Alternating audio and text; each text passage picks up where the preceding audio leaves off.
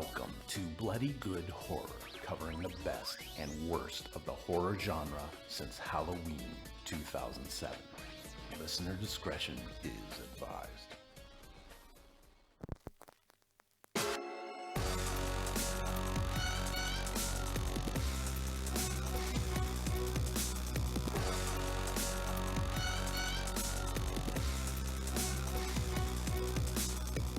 Hello everybody and welcome to a very special year-end edition of Bloody Good Horror. Folks, it's the episode you wait for all year long, Bloody Good Horror's Top 10 Horror Movies of 2018. My name's Eric, I'll be your host for this evening. Joining me tonight, first up, he lives in Chicago, he likes to drink, rocking the flannel tonight. Please welcome Joe. Bruka, Bruka, oh, Bruka Baka, Bruka Sha. Yes, next up on the show, coming to us from Indiana, one half of Cinema Fromage. Please welcome Casey to the show. I'm not doing that. No, Bluka. Next up. One half of Dad and his weird friends, I like to say. Next up, coming to us from Hotlanta, Georgia. She's already scored 2 points on the BGH drinking game scale tonight. She is the high priestess of books at Bloody Good Horror, who read less books than me this year. Please welcome Cece to the show. Hello. Does that make me like the dark warlock of books at Bloody Good Horror now or something? Yes, that's absolutely what it makes you. I love it. Well, I'm going to change my business cards right now. And last up tonight, folks, get excited. He's the man of the hour, the man of my dreams. You might say him and I have got a little Sam and Diane thing going on. Will they, won't they? That kind of a thing. Am I Sam or Diane? This is the real question. They eventually do. Schnars' choice, buddy. All I know for sure is that Joe is Carla. Ooh. Anyway, I'm sure I take offense to that. please, no. Listen, Carla's delightful. Just, you know. You could have been Woody, so. I'd prefer Norm, to be honest. Oh, okay. You're just a little more biting than Norm. You know what I mean? Well, I guess Norm's pretty biting. Norm, yeah, he had his shots at Cliff. All the 40-year-olds in the audience right now are really enjoying these Cheers references. Last up tonight, please welcome the man in charge of the year-end episode, the business manager at bloodygoodhorror.com, one Mr. John Schnars. Hello, Eric. Thanks for that hype intro, Schnars. I just gave you everything, and you sighed. There it is. That's what I like to see. I can't even. Schnars, could you have been trouble to get a haircut for this episode, or just it was too much? Oh, God, don't get me started on the hair. Are you working this week, John? No, I'm off all week. No, can you tell Joe he's got 6 days of growth on his mustache there? Yeah. You look a lot more clean cut than the normal week. So I shaved for Santa. You know, I like to look my best for the man in red. And correct. That was like 3 days ago. So that Were you explains hoping it was Eric or? Well, speaking of Santa, so we're gonna get. For those who don't know, this is the year-end show. What we're gonna do, I'm gonna let Schnars kind of run down what we're gonna do, but we're gonna toss right to him in a minute here. The only topic I wanted to talk about, I was just curious, Joe, did you have any comments on what you dubbed the quote whitest Christmas picture ever taken? Oh my God! I mean, your family, John, is beautiful, but it did just looking at it felt like I was partaking in a hate crime. We're like 5 white people. I don't know what to tell you, Joe. You know what it is? You know what it is for me, Joe? Every year he posts a Christmas photo from a house that's so nice that I feel like if I was there, I wouldn't be comfortable touching anything. That, like, I think I made the joke on Instagram, but it legit looked like you were in Martha Stewart's house. Like, so that was my wife's aunt's house. It's a lovely home, and Good for her. Well kept. She's doing well for herself. Yeah. Are they used to you after 11 years having to go off to a room by yourself to talk to yourself at the end of the year? It's, used to is they've accepted at this point.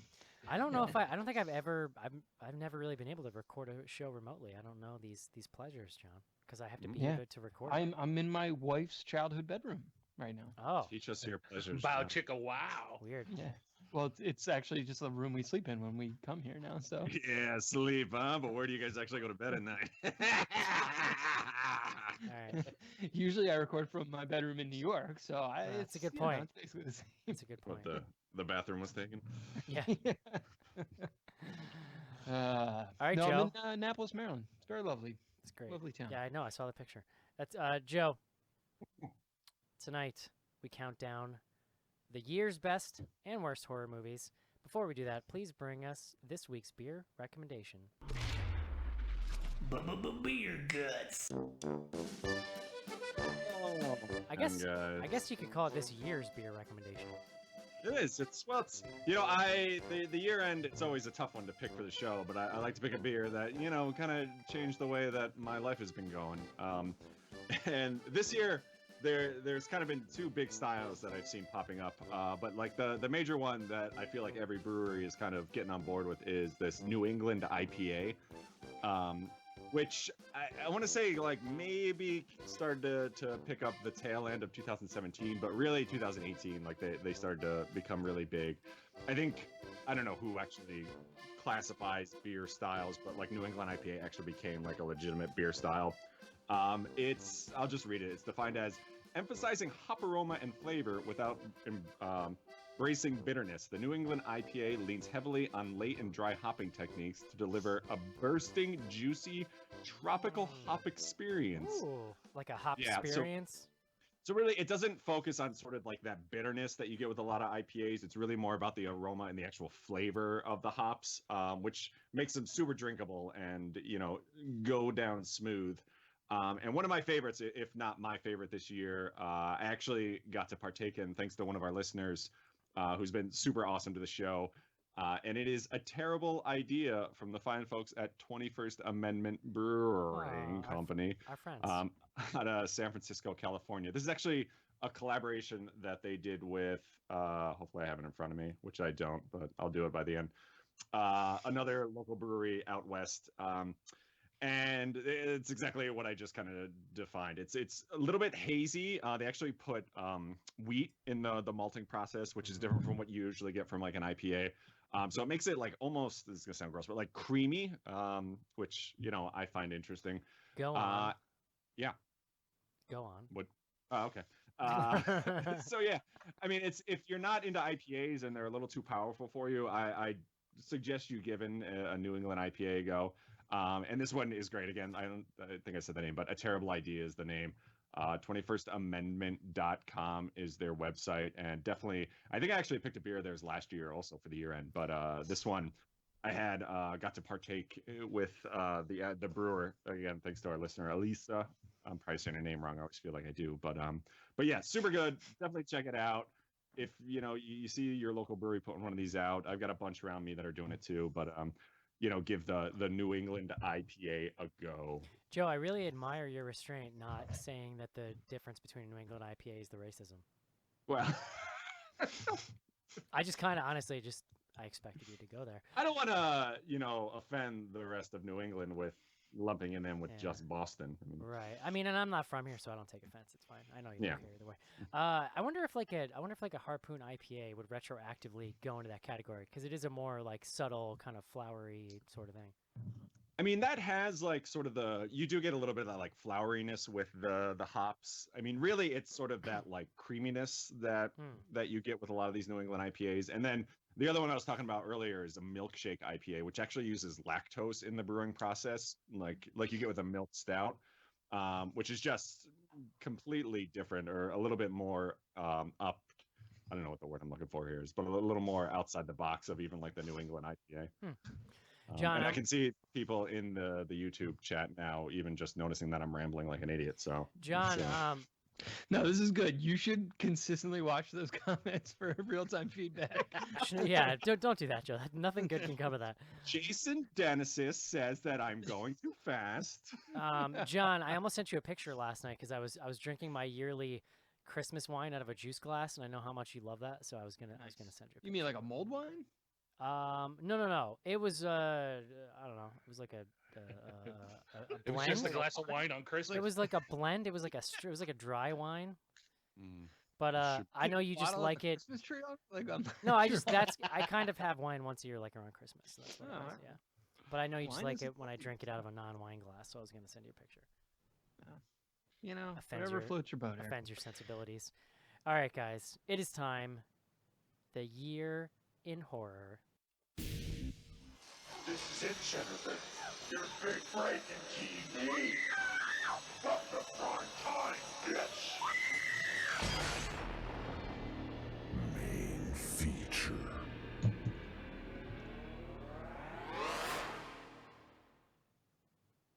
Sean. Sorry.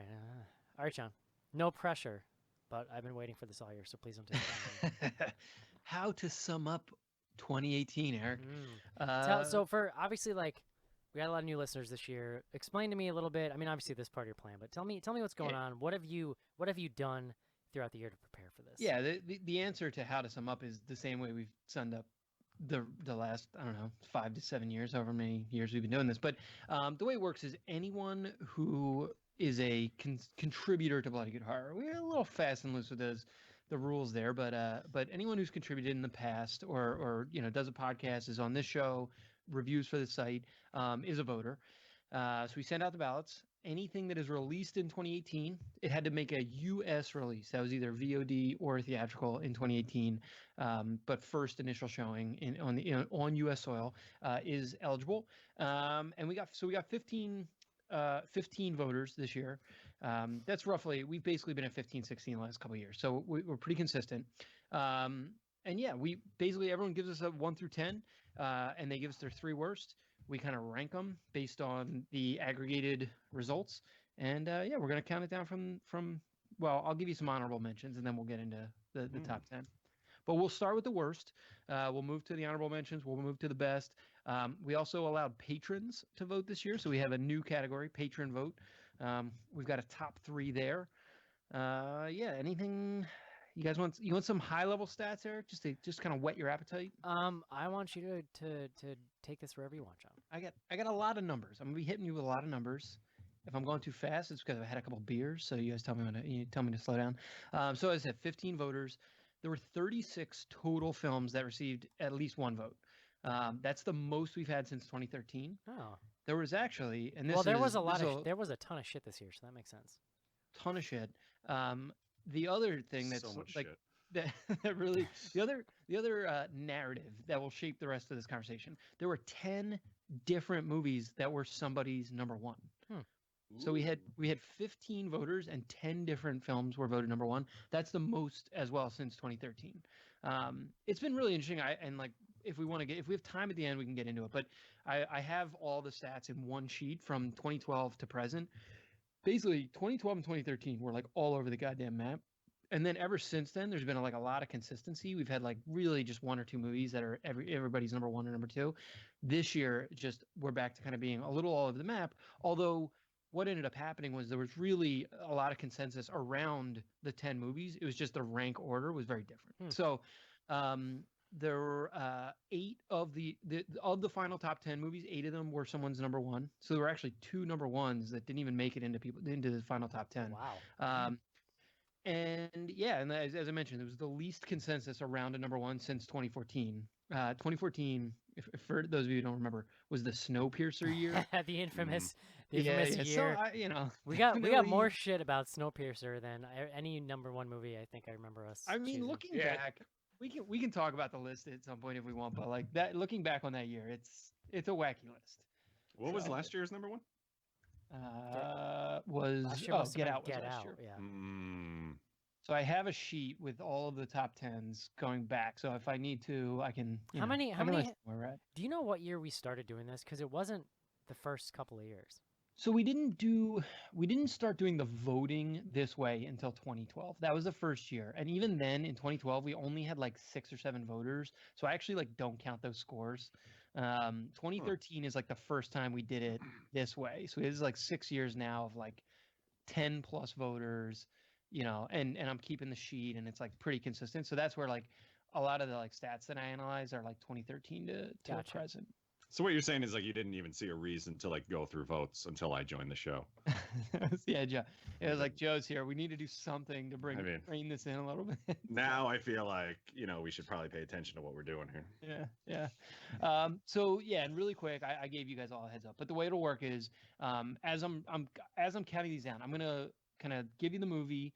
I have like a couple of quick stats about each thing, mostly just like who was the highest on it, how many lists it was on, so on and so forth. And then I'm going to kick it to somebody to kind of like give us the thoughts and start the conversation. So, yeah, we ready to dive in? Schnars, I've never been more ready. All right. So we're going to start with the worst. there was actually only 12 votes for the worst. A couple people were too good to give their worst movies this year. They were Ugh. too, proud. I don't know what it Ugh. was.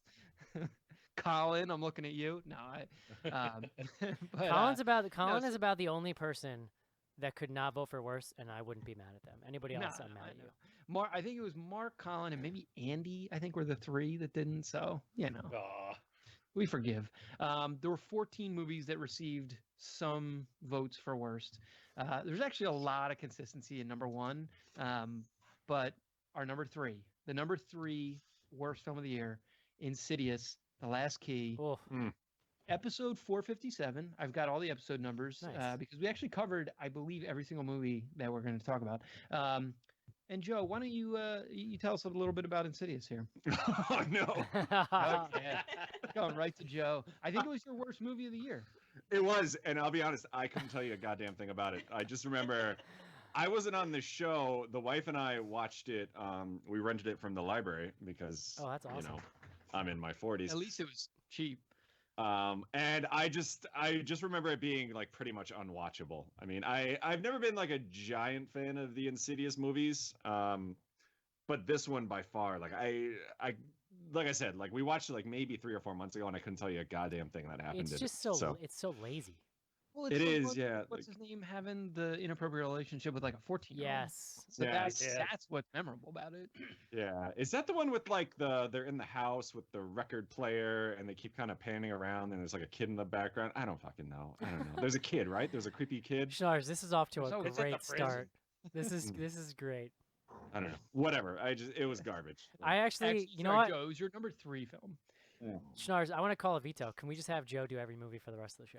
Yeah. I'm Yes. gonna kick it to Joe. That's what I want.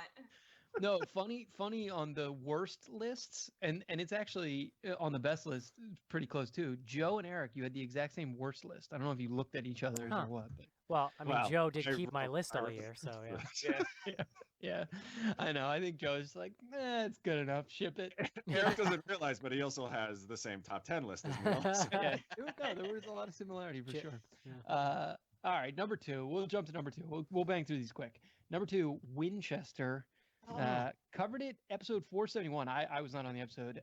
Casey, tell us about Winchester. This was my first one, but you know what? Winchester made for the greatest nap I had in 2018. So that's a positive.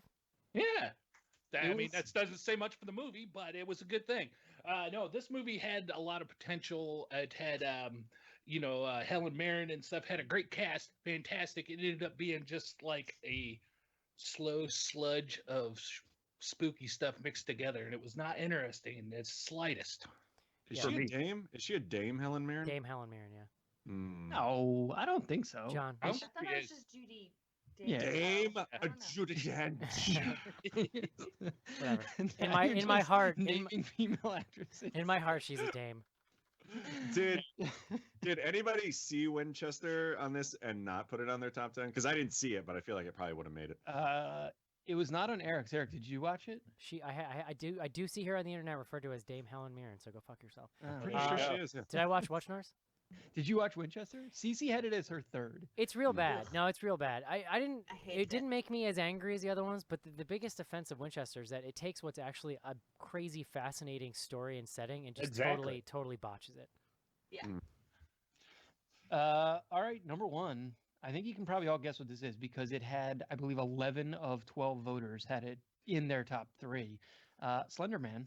Mm. Ooh. It was my number 1, and it was just garbage in almost every way that a movie can be garbage. I mean, it's so similar to what you just said about Winchester. Takes a fairly good premise, or what could be a really workable and solid premise, and just does very little with it. The characters are horrific. I guess the only upside for Slender Man is it stars. What's the woman's name? Joe. That Joe's like obsessed with. Oh, shit. I wish I Oh, would ask. Joey King. Yeah. Yeah, I the Joey girl. King completist. Yeah, the girl from the Wish Upon or Truth or Wish-a-pon. Dare or No, something? It was, All of those. She's in like a couple of the worst. she horror was movies in ever she made. was in Wish Upon, and we had done those like Yeah. pretty close to one. Like, didn't we do them back to back or something? They were not back to back, but they were close. So They were so close, yeah. Slender Man, just for the record, episode 497. We covered it like Yeah. 7 weeks That was ago. a couple weeks ago. Yeah. But yeah, it was hot garbage. John, So- I'm gonna be honest with you and just register now that I'm looking at my list now that I actually have it up, my complete shock that Victor Crowley did not make this worst list. So here's the thing, Victor Crowley, you and Joe both had it number 1. I Oh. had it number 3. We were the only 3 people that voted for it. It was such a doo-doo. Yeah. Oh. Yeah, Almo- like- I'm pretty angry that and didn't that's, make it. like, I knew you guys were We gonna always be talk pissed. about it because people ask, like, the criteria for a worst episode for me, and reason why, like Slender Man, I found to be awful, but in a weirdly inoffensive way. I just didn't care. It was over. It was like a fart in the wind. It was just gone. Like, I was so agitated and angry at Victor Crowley that I had to sit through it. That was like Yeah. the clear number one. Well, list for me. the nutsack scene, the testicle scene, Yeah. just Yeah. that alone Like put you it in my top. You spend 75 minutes of that movie just in a plane that's clearly on some shitty like 10 by 10 set that they built. Awful. It's so You know what? so bad. I feel like bad horror is a lot more tolerable than bad comedy, and that movie tried to be funny, and like that I find more obnoxious than just a movie that not being scary. That's a really good point actually. See, Uh, I based all mine on like expectations going in, with what should be a good setup. So like my top 3 for the bottom 3 was The Nun, Slender Man, and Winchester, because all of those should have been fairly scary and creepy, but they just kind of took a shit on it instead. CC, you also had Slender Man at number 1. I mean, And- that was a hot turd. Like, Any- I didn't any- want to have to watch it, and it was god awful. I actually was pretty excited to watch it because I did Right? honestly believe that there could be something interesting going on there. Mm. But I mean, I knew it was going to be garbage because I had heard so many people talk trash about it, and it's just disappointing because just like Winchester, it could have been really, really well done, and I don't know what happened on the cutting room floor of that one. it was bad, real bad. All right, that's it. Mm. That was the worst of 2018. Not the worst movie year we've ever seen. I don't think. We've No. seen worse. I mean, Yeah. We've seen worse. No, there was no Bye Bye Man this year. I mean, 2019 true, I already guess. shaping up pretty well with was it Romeo and Juliet 2? Is that the one you guys were? no, hanging me it's about? is it No, no? Class it's, of Nukem High 2. yeah. Remember we reviewed Class of the return of the Class of Nukem High 1. It was like 5 years ago, and now it's like Yes. finally. Yeah, I knew this you all is were like excited that I Return finished to Return of Class of Nukem High or something like that. Yeah, That we're, was just part 2. we are- Lloyd, they we- figured he'd do something. we're They definitely didn't tell all the story they wanted to tell in the first one, so yeah. we're Got a definitely lot to get out. we're definitely Yep. doing it on the show, Schnars, just so you know.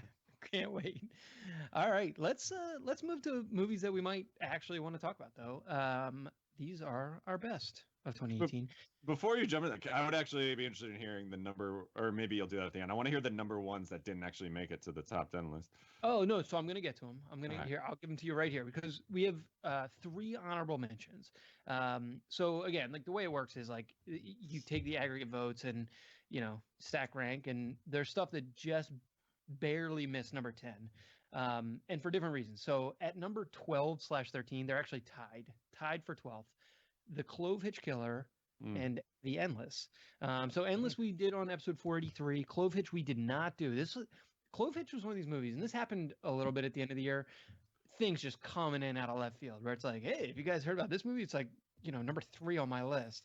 And we I were mean, like, oh, it's shit, funny should we 'cause try to we- watch it? Well, we were gonna do it last week, but then you all got Yeah. the death virus, so we ended up. It's not. funny. It's funny because like I feel like at the beginning of every December we're all going, oh, like, guys, we got to get all these movies and blah blah blah. And we did make like a concerted effort with some of the stuff, but I came to the conclusion like by halfway through the month this year, I just was like, Yeah. yo, Shutter, bro, you can't throw 10 movies at me and expect me to consider all of them for like years. Yeah. at the We end of the actually year, so. actually started to try and make a concerted effort to get through all these movies at the beginning of November this year to get ahead, and I think we gave up on that by Thanksgiving. We did get a couple of things Because it's in there. also just because of like life and schedules, the hardest Yeah. time of the year to get every week a show in, and 500, so we missed a week. So really quick, Clove Hitch and Endless. Clove Hitch was the highest voter. Was Evan, had it at number 3. It was on 4 lists, I believe. The Endless was Luke's number 1. Oh, Luke, you dum dum. Yeah.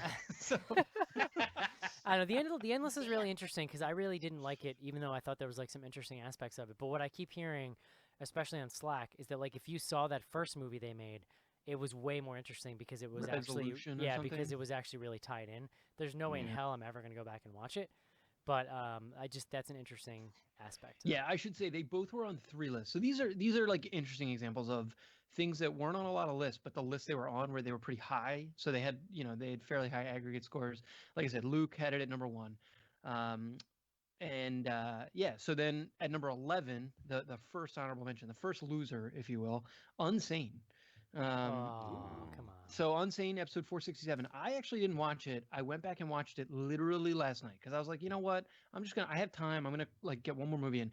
It ended up. I put it on my list at number 9. I actually really like that movie. I thought it was super interesting. It doesn't surprise me. Like I've found that movie to be very polarizing, like kind of one way or the other. So I had you that and one Casey at had number it. 4. Yeah, you and Casey both had it number 4. It was you two were the highest on it. I was gonna say I had it on mine too, but I don't think it was number 4. I have it at 6, Charles. I'm looking at my list right now. I thought That it was was one of those- duty, and just I was gonna say. That Eric was and one I of are- those movies. The anxiety lived with me throughout the year. I mean, And that's I kind of forgotten because it came out so early in That's- 2018. yeah. That's the thing is like there were a few movies this year that made me crawl out of my skin like that movie. Like Cece, we were talking about it. Like literally, we both wanted to leave the theater because we were both like just Yeah. fucking. Mm. And then It was As just did I for- but then for there's other reasons. also it's like, God damn it, Joe. I'm gonna do this to you. I'm gonna do this to you in the next one you have. But no, like I think the other thing is that there's this like really fascinatingly realistic portrayal of stalking and the way that destroys your life and you can't escape Yeah. it. And that was Yeah. like what makes that movie so intense, I feel like. I mean, Well, I felt there was a lot of like realistic portrayal of the misunderstanding of mental health issues too. Sure. Oh, definitely. And I mean, then- it was layered for sure. And then an hour in, it just turns into this completely bonkers like B movie with the dude from the Blair Witch Project like somehow got a job at this hospital. It's pretty. can we just talk about Juno Temple's character for a second? She's like the like Yes. other girl. The I think her cra- name's the- Violet in the movie Yeah, yeah. hmm with the dreadlocks. I mean, she's just And Jay incredible. Jay Farrow in like a pretty interesting role. Yeah. Oh, they got him. All right, Joe. So yeah, so that was number 11, 12, and 13. Like I said, Unsane was on 6 different lists. So the other movie, just to answer Joe's question, Anna and the Apocalypse. Mhm. I think it was only on 3 lists. Andrew Roebuck had it at number 1. So this was a movie we talked about trying to see it. It got like very limited theatrical release. But yeah, I mean, critics, it had a lot of good buzz around it, but it was just like not something we could all get to. I think we're going to try and get to it in 2019. but- Yeah, I heard really good Yeah. things. I think if we had gotten to see it, it probably would have made Oh, us yeah. start this. Well, such is life. Those are the 2 number ones that didn't make the top 10: Endless and in the Apocalypse. So, Okay. all right, we ready? I'm Everybody turgid. strapped in? Turgid. Did you get it? Did you get it out of your system? Okay. Pause. We're gonna Alright. we're gonna Oh my god. All right, number 10: Strangers Pray at Night. Yeah. Jesus Yeah, Christ. episode 465. I love those 2 movies in a row. Joe fucking hated. I love this. This movie was garbage, and you're It all was- dum dums. Oh my god. Well, Joe, it was only on 4 lists, but Colin had it at number 1. And my boy. And our very own Eric had it as his number 7. Oh, I think that's- Eric, you can keep me honest Yeah, on that. But that's me. Colin, you and Luke, a couple of real dum dums. Yeah. so Eric, you want to kick us off on? You Strangers? know, I actually I'm a huge fan of the original Strangers. Like the original Strangers came along at a time when I felt like horror really needed what that was, which was like it wasn't, was that like 07, I think, Snars, the original Strangers? yeah, oh, it nine- was either- 09 yeah, I maybe? think so. But, 7 like, or 8. It felt like it was coming out at a time where there was just a lot of Saw ripoff stuff still in theaters, and it really just kind of, it was just like an old school ass like 70s terror film, like home invasion terror film with this great kind of slasher vibe to it. The sequel for me is like, it felt like almost like a Friday the 13th sequel or something, even though it's actually, I think it's a prequel, I believe, right? I Is can't it? I I can't don't think actually so. I can't I actually thought it was remember. just the same people. Like, No, it is the same people. I can't remember. Anyway, but like the it feels like an 80s slasher in the way that they just sort of took all the knobs and turned them up to 11 in a really fun way. The setting for that film is really brilliant. Like you've got this basically have you seen the Schnars? I haven't. It's set in like in an abandoned like sort of motel trailer court thing spread across these like campgrounds. There's like this really interesting family unit where they've got there's actually like some kind of heavy relationship stuff in the beginning that I thought worked. Christina Hendricks is really Like great. of the strangers people? Or... No, of this family unit that they show you. Okay. There's like a pretty hard break at the end of the first act where some like really fucked up shit happens that you're not expecting, and I think kind of sets the tone for the rest of it. There's just like these great set pieces, like he fights the stranger dude in this really kitschy like motel poolside with all these neon lights around and stuff, like this great axe fight they have. It's just like a shitload of fun, and really unexpected in a weird way. Like that's kind of what I loved about it. They, like I said, they just sort of just took strangers, cranked it up to 11, and had a lot of fun with it. And it's just so to see that come out so many years after the original, it was really cool. And also, and this kind of fits with some of my other picks on my list tonight, but it felt like a breath of fresh air to me in 2018, where all I want is not a ghost movie, and to just see like these dudes in a pickup truck driving around chasing these people, murdering them. It has that great scare too, where they're in the concrete tube, and the girl comes up out of the shadows, and she's like, "Hi," or whatever it is. Like it's awesome. I can't remember what she says, but Should we kick to Joe for the counterpoint, or no, that's not how this works. Casey? False. I was gonna say I've got a good honorable mention for this movie. Be sure to watch out. There's a diner scene, I believe it's early on in the movie, that stars our friends Freddie, Andy, and Mike from Night of the Living podcast. That's right. Yeah, they shot in Cincinnati, and they were in this diner scene like really quickly. And apparently, I think there's a director's cut or some extras in the DVD or something where you see more of them. Yeah, I believe they went to school with the director or somebody who worked on the film, and so it was pretty neat to see that come together for him. Yeah, it's awesome. I'm psyched to make the list. Shout out to my boy Colin. Yeah, you were the only person on the show that had it in their top 10. Yeah, I seem to remember. It was all right. I seem to remember fighting that fight on the show, John. CC, you don't have to sugarcoat it for Eric. It was unwatchable. CC, so nice. Counterpoint, Yeah, Joe. so kind. Counterpoint, Joe. It's on the list. All right, let's move on. Number 9, Overlord, episode 498. It was on 6 lists, and Cece, you had it. You were the highest of all the voters. So let us know. What did you think? I just, I didn't have high expectations besides like thinking it was going to be super gory, and it was really, really fun. It had a great story, lots of gore, and I was thoroughly impressed. It was a fun time with just enough like horror aspects that I was game for it. I thought it was already out, and I was trying to look for it today to watch it. So that's how much I liked it. Joe and I actually both had it pretty high too. I love this movie. Yeah, well. I mean, the coolest thing about Overlord was that it fucking came out of nowhere. Like, literally, the trailer started playing like a month before, and you're like, what the fuck? Like, they made a Wolfenstein movie, and J.J. Abrams produced it. Yeah. Well, in the trailer too, like, I remember when I first saw the trailer, and I was like, holy shit. I was like, all right, I can get behind this. So it was cool. The dude getting the pipe thrown through his chest, that will live with me forever. Yeah, there like were so many or good moments of that. The guy pulling himself up off the hook and falling to the ground. Yeah. I mean, that was ridiculous, but yes, that too.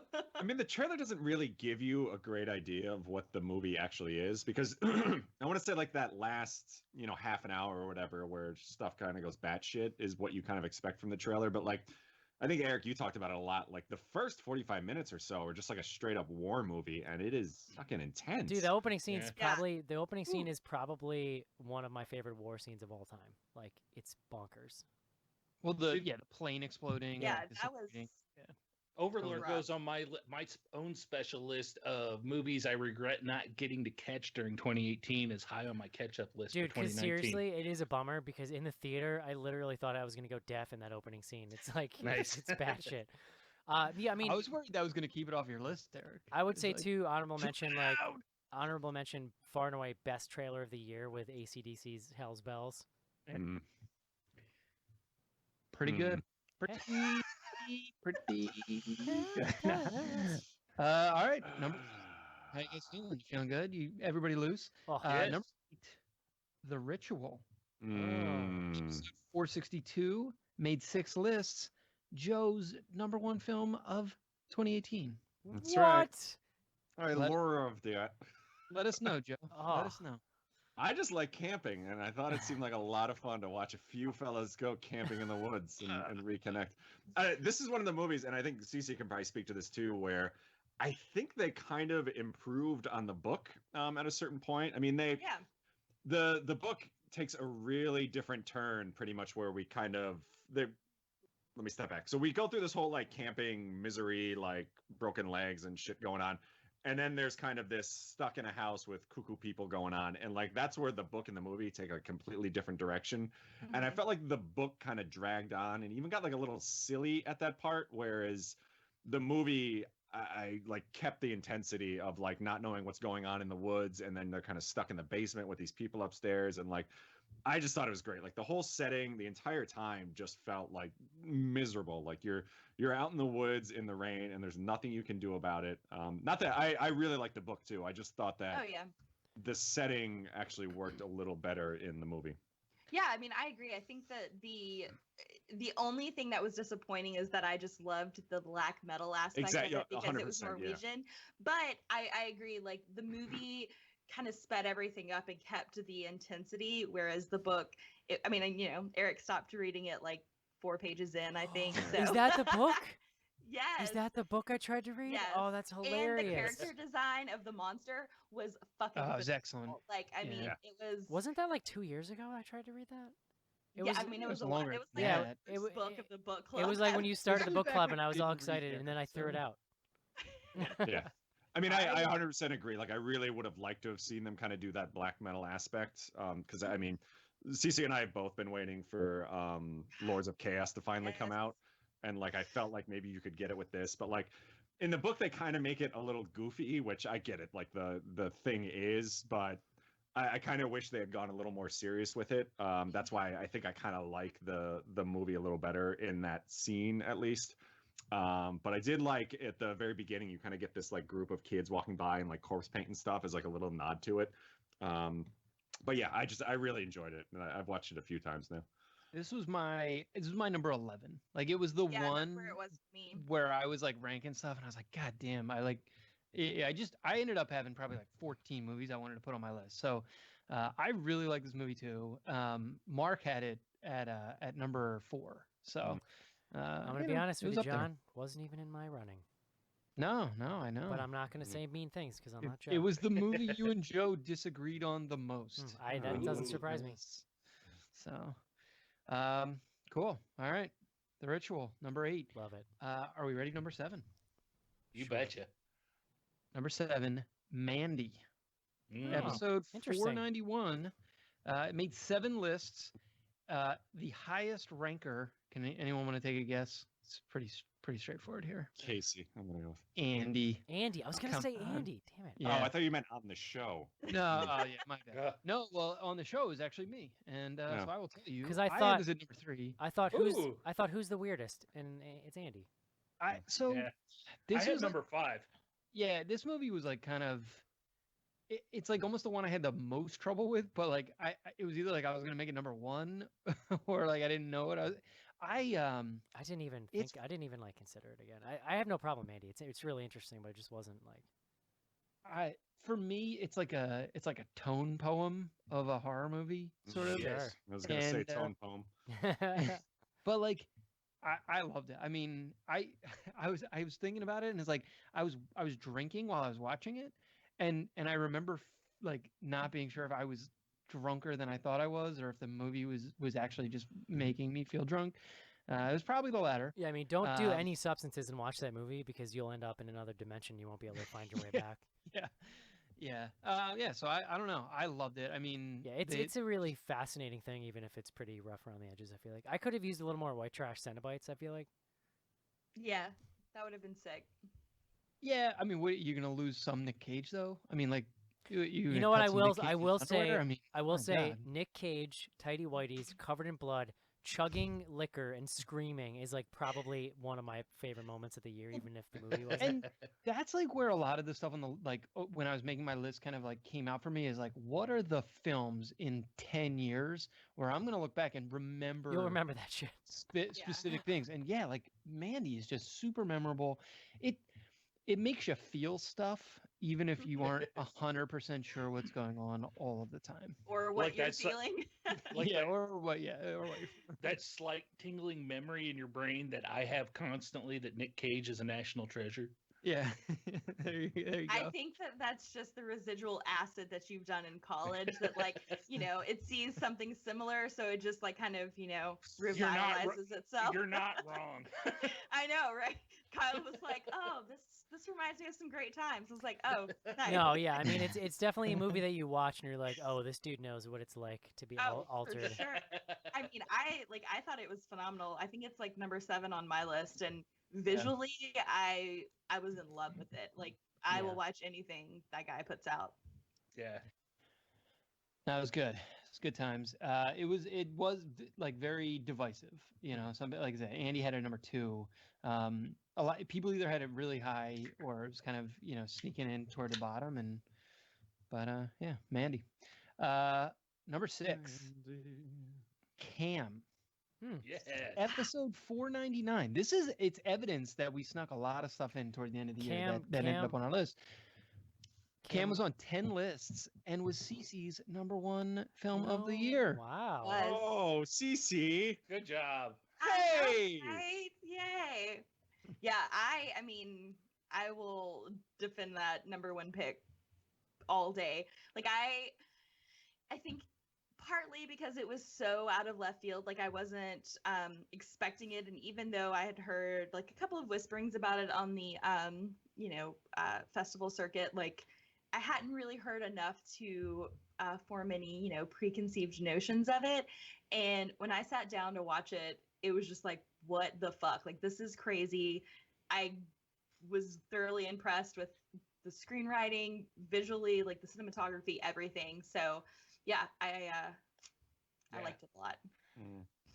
I hadn't heard about this movie at all. Literally, it was like 2 weeks before it dropped on Netflix, and people were like, "Oh, maybe we should check this out." And maybe it was like there were some other top 10 lists that were starting to come out in like major publications and stuff, and this was on there, and we were like, I guess we'll sneak it in there, and it is super wacky. I think we literally watched this because Eric did not want to watch another movie with subtitles. And Yeah, this was like, pretty much. It was the one of last. It 6. was the last official movie to sneak onto my list this year, John. Yeah, But it was just so I still think that it's so interesting that it was such a fresh take on a story that we've kind of seen before, and it was so refreshing to see, like, yes, there's still people out there making legitimately fucked up and kind of creepy, scary, unsettling things, especially in it's such a similar to technology. I think it's similar and different. Unsane is like oh yeah, both of those movies are about these characters who aren't sure if what they're experiencing is reality or that unreliable narrative is just but I mean, obviously very different directions they go with it. But yeah, Casey, you had this really high. That's funny because I had Cam and Unsane as 3 and 4 on my list. That they're playing on same. This is very layered movie, and we talked about this a lot on the episode. Not only everything Cece says is correct, it's creepy, it's fucked up, and everything else, but also the writing on it was handled really well to show somebody in this industry and without like making it trashy and seedy and stuff like that. Yeah, like, and you see all the shit that they go through and everything. It's just really impressive how it all came together in the final product. It does a great job, like humanizing a person that some people otherwise might have trouble relating to. And also for me, like I've never seen logging into a website be so goddamn intense, and that's why I made my list, because like as well written as it is, such a palpable moment. Like I wanted to just throw the remote. Like I hate this. As well. You don't use the Starbucks app to pay for your stuff, Eric, and like you've never been like at the counter and like trying to get it to open. As well written as it is, and all the social stuff going on there, there's just this really basic, really crazy good directing that's going on in that movie, and it actually like. It gets to the root of a lot of technological anxiety that all of us have, and it does that by way of this story that you wouldn't necessarily relate to, but in those moments you feel it, like you know what that's like, that kind of like fear. Yeah, for sure.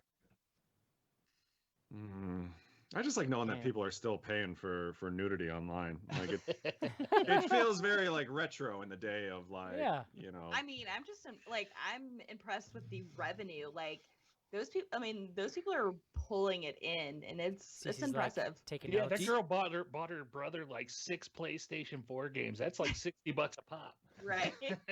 Do you guys think that the like sketchy dude from Unsane and the sketchy dude from Cam were like at each other's like Oh, tryouts, kind of like? dude, They that's may, have Possibly. been, they may have been roommates. that sketchy dude in Cam They're- is unreal good. I want to Yeah. know who like spritzed the sweat The on sweat, him yeah. because Oh, it's like He was so the moist. only other movie that made me feel that gross, and Monica and I were talking about it, is there's a mouth breather in like something cams, like 14 cams or something. Oh yeah, and that dude is just barely more disgusting. It was just yeah. yeah. That was natural, Cece. That was all natural. It's part of the tryout. They were like, "Can you just Yeah, make yourself you sweat sweat really good?" on command. Yeah. Line one. How greasy are you? Oh God. I'll just have you know that right now the entire chat of the YouTube page is how I'm in the upper right-hand corner of John's head, and it looks like I'm your thought bubble. I've been You're like my dark angel. my little It's black like you're angel. daydreaming about me, and it makes me feel so pretty. All right, let's move into the top 5 here. Let's- Number 5. This was probably the movie I was most interested to see where it would land, and then it landed right smack dab in the middle. That is Halloween, Hmm. episode 495. It made 9 lists. Not Highest. mine. No. Did you was see it, Cece? Yeah. I did not see it. Like, we're gonna get to it. Number one. no, one. see, like, what did you think personally, Cece? Like, I'm just curious why.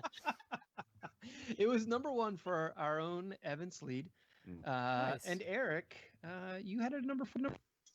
Yeah, Halloween was a big surprise for me this year in that like I tried not to get too excited for it, but by the time the first trailer dropped, you're just like, oh shit, Well, dude. it was such an event, and this is why I was so interested to see how it landed. But So the first, let me put it in was just so to put it in perspective. I've been a fan of Halloween since I was 10 years old. Like Halloween 2 is the movie that got me into horror movies.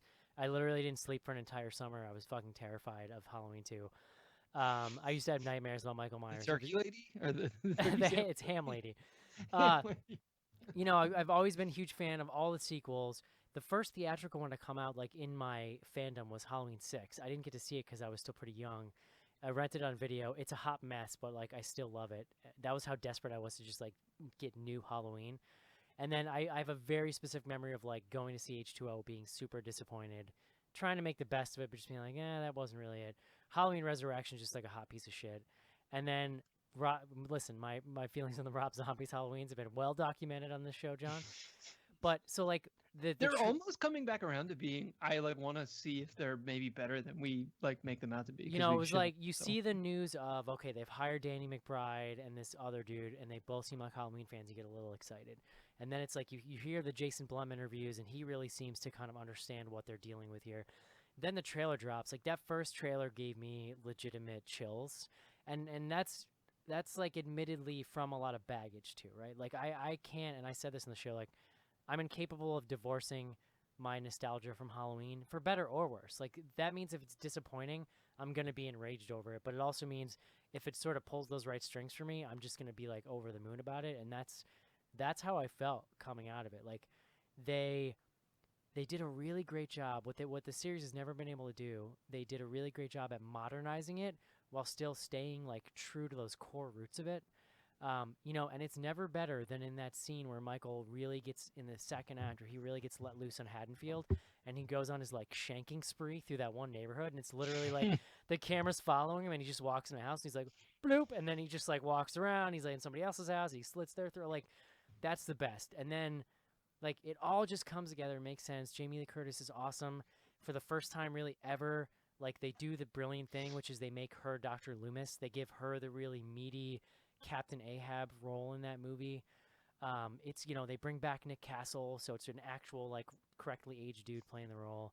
You know, I was even fine with the teenage stuff. Like that stuff I felt like was entertaining enough. So Oh, I thought the teenage stuff was. I mean, for me, they did everything as well as you could ask for, and then there was a couple of high notes. I'm not like a Halloween super fan or anything, but the final shot, like the final kill, was just so well done when Yeah. they're in the house and the 3 women are like I mean- the family is all working together.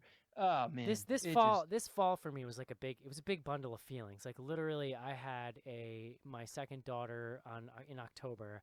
Halloween came out, it was the first movie like 3 weeks later or something. Then, we were working on episode 500, that dropped. Like I've had such a blast of like nostalgia for horror and BGH and just like creative energy, and Halloween was a big part of that this year. Do you want to tell Eric why he's wrong, or like, should we just move on? You want to destroy my childhood, Cece? It's okay. I mean, I No. appreciated it. It was just, I don't know. I think that It is I what was- it is. It's just a slasher. Yeah, Like it's It nothing was, mind and I mean, blowing. it's not Yeah. that it was bad. It was just, I think I was kind of expecting a new, like, yeah, I guess kind of like a new take on it to like restart it up. But I mean, it wasn't horrible. It would Yeah. have been like 12 And- or 13. No, and honestly, like it's one of those interesting cases where like I totally don't begrudge anybody who didn't have it on their list. Like, Well, it's a for personal me, thing for me. I think for me, a lot of it came down to the bar was so high in some ways. Like, Yeah. it would have been easy for them to like do a shittier job, and for it to be as good as it was, like, it almost like gets extra credit because it was better than I expected. Essentially, I is what also it- really love one of my favorite stories of 2018 is Jason Blum talking about how they went to Carpenter's house because they wanted to get his Yeah, blessing, yeah. and he was just this old curmudgeon who was like, dude, fuck you guys, I don't care, just write my check, like get out. And they had to like convince Carpenter to be involved in the movie. And then when he finally was like realized they were being serious, like the idea that they brought him and his son in to score the movie is such a cool, just like generational thing, I feel like. And it's an awesome score. Like I've listened to it a bunch on Spotify.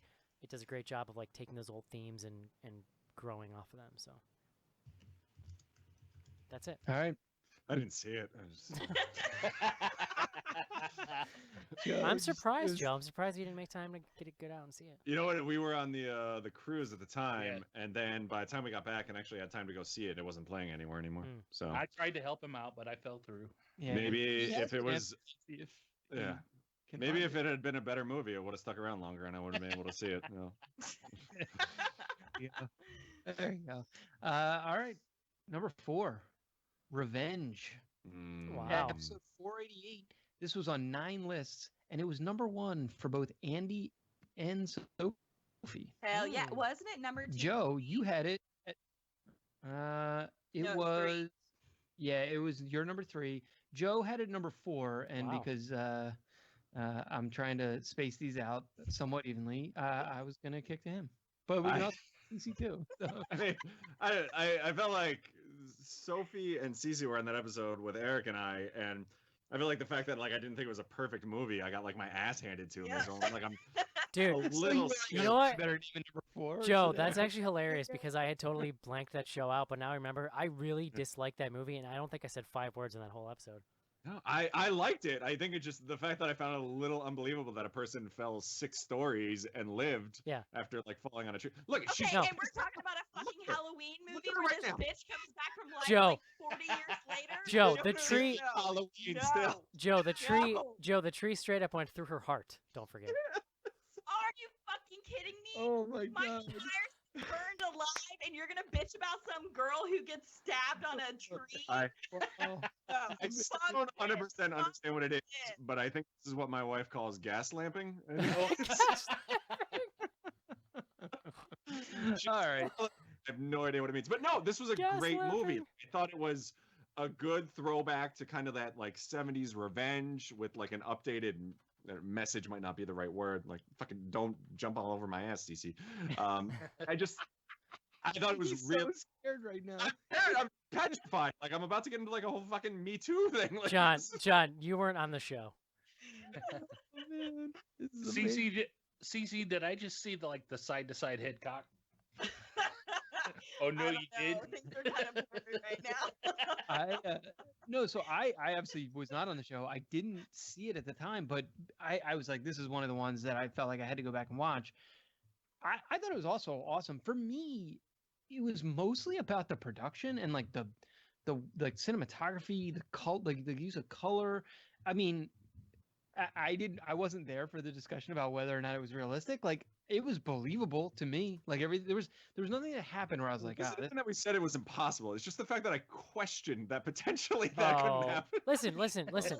It's He goes, totally "Okay, listen. here It's we go." We were totally literally fine. just talking about Overlord, and somebody mentioned how the guy pulled himself off of a meat hook while hanging, and nobody was like, "That's kind of weird." I mean, he was a But werewolf zombie monster, Nazi. Okay, this is. I did think it was weird when he did that. Just to be clear, I was like, that's Christ, cool. And like- Actually, if you go back to the show, I did say I think that's impossible. But listen, Yeah, I mean, the thing The I was unclear show- about in that scene is how the hell because she like uses the lighter to like Yeah, I mean, burn look, the it's tree to make it like far-fetched, fall yes. over or something. But like, I mean, there's John, several just turn movies back that are now, far-fetched. John. Turn yeah, back. John, this is No. Those were some of the, in my mind, some of the best kills of the year Oh, yeah. were was- her like using those monster guns and just No. like lighting dudes up. The way Not. they used sexuality in that film was Mhm. really, really interesting. I don't want to talk Similar- around the word. Similar Perfect to Kid. plot, but like by far perfect movie. nothing is wrong with Ruth it. Bader Ginsburg. That's even more fucked up because I didn't say it was like the best movie in the world. I'm just saying that there's a lot of things about the movie. No. Get it. God. No, this is. I can't even. We should. We should. Can move I on. change my number one of the year to Joe calling it gas lamping? Is that it or is it gaslighting? It's Which one is it? gaslighting. It's Gaslighting. gaslighting. But not Leslie it, tells me I do it constantly, and I still don't understand what it means. but not anymore. It's gas lamping. Yeah. I think she finds it more insulting when I call it that. Revenge. Great movie. Really good movie. I mean, I get it if you don't like it. That's totally fine. I'm not saying everyone should love the movie. Like I He get had it as number 4. I don't. No, I'm not talking about Joe. I'm talking about Eric. Like I get that you guys don't like the movie. It's No, fine. listen, I Joe, actually- listen. Okay, Eric's had his mouth shut this whole time. Yes, Don't thank pick on you. him. there's a lot of things going on right now. Well, here's what's going on. One, Joe is totally antagonizing Cece. What my only point about the show was, and he's total. Let me say this first, Cece. It's totally fine. You and Sophie were super into the movie for understandable reasons. You guys were very fired up, and Joe and I just kind of let you guys run with it, and that is perfectly fine. It's funny because I totally forgot that happened until Joe just brought it up, and then I was like, oh yeah, I didn't really like the movie, but I remember just being like,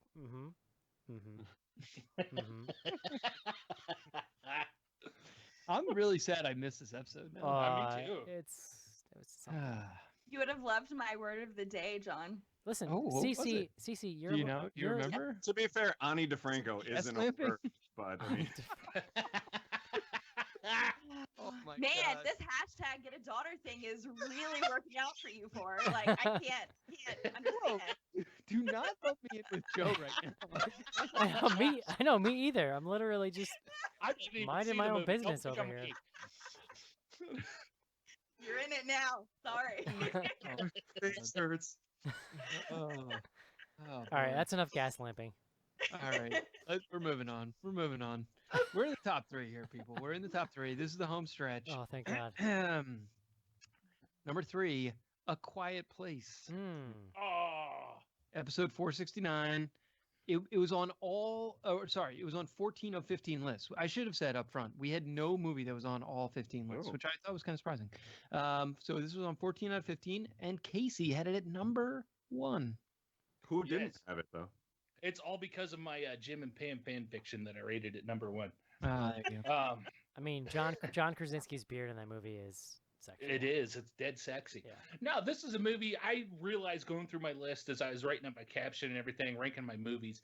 I had a lot of focus on movies that were you could consider weird as far as their subjects and things like that, and that were something different than what we haven't seen. Quiet Place ranked up there the highest. Things like They Remain, Mandy, things like that, kind of pulling on the cosmic horror threads.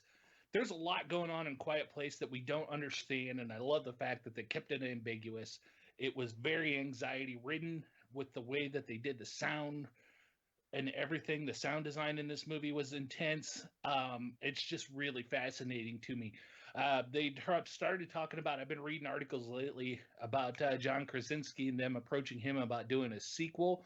And he was talking about how I really respected the guy because he was talking about there's really no way you could continue it, and they started talking about how somebody else handled that situation and everything, and that kind of clicked for him. It makes me excited to see more of it. Wait, so is he doing the sequel or no? He's not going to act in it. He's going to write it.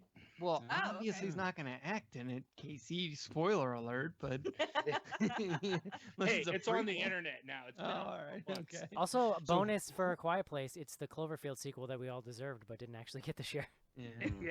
That's true. Who didn't have it on their list? Andrew Roebuck, I had to look. Really?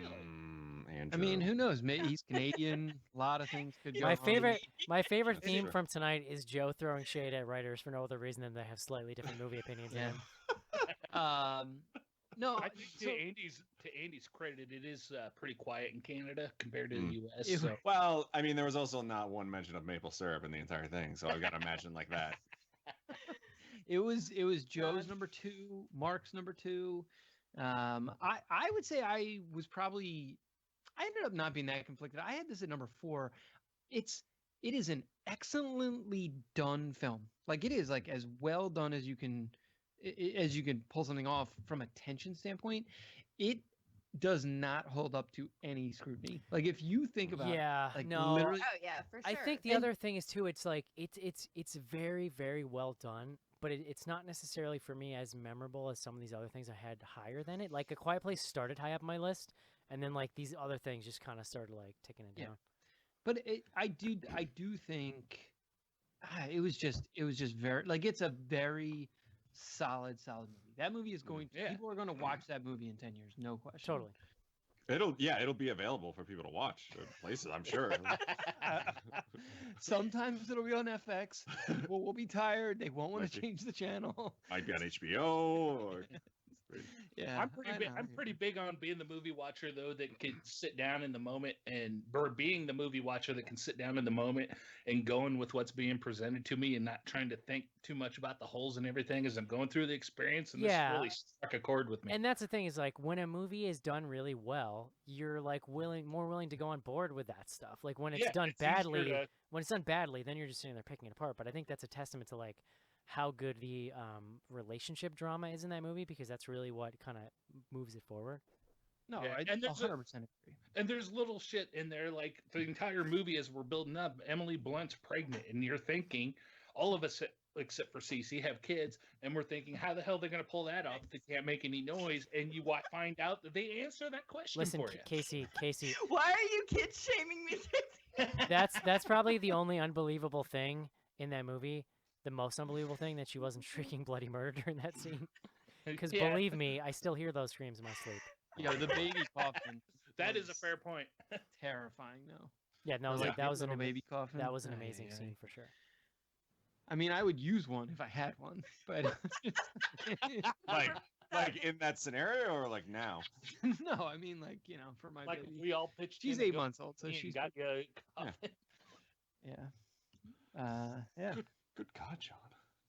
Can't believe John Krasinski's not going to star in the sequel. It's bizarre. He's just such a good-looking gentleman. But Yeah. maybe his beard will make an appearance. See, I never really thought that until the beard, and then it awakened something in me, Joe.